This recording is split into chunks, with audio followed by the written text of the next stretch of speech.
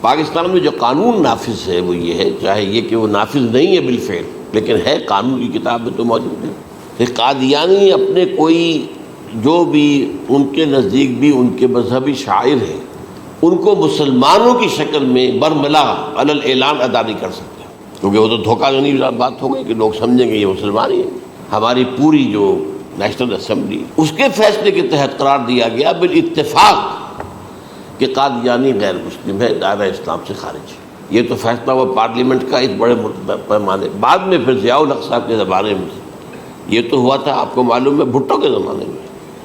تو ضیاء الحق صاحب کے زمانے میں اسی کی گویا کہ فردر سٹیپ کے طور پر یہ بات طے کی گئی اور قانون بنا دیا گیا کہ وہ اپنی مسجد کو مسجد نہیں کہہ سکتے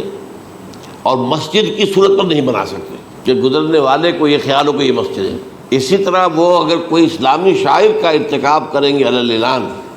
تو بھی یہ قابل تعزیر ہے، جرم ہے۔ وہ اپنے کئی احاطوں کے اندر، اپنے گھروں کے اندر جو چاہیں کریں، لیکن کھلے میدان میں آ کر تو شاعر اسلامی باہر ان لوگوں نے سب کچھ اڈاپٹ تو کر رکھا ہے۔ سب سے بڑی بات تو وہ ہے کہ انہوں نے ایک جھوٹے نبی کا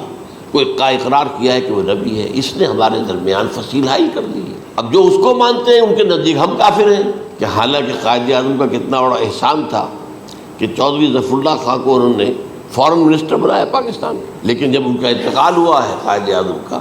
تو اس کی جنازے کی نماز میں شریک نہیں ہوا وہ شخص، اور جب اس سے پوچھا گیا کہ تم شریک کیوں نہیں ہو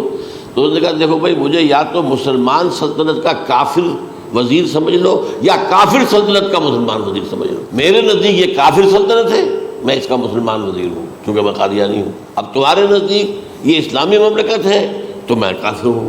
پھر میں اس کی نماز کیسے پڑھوں؟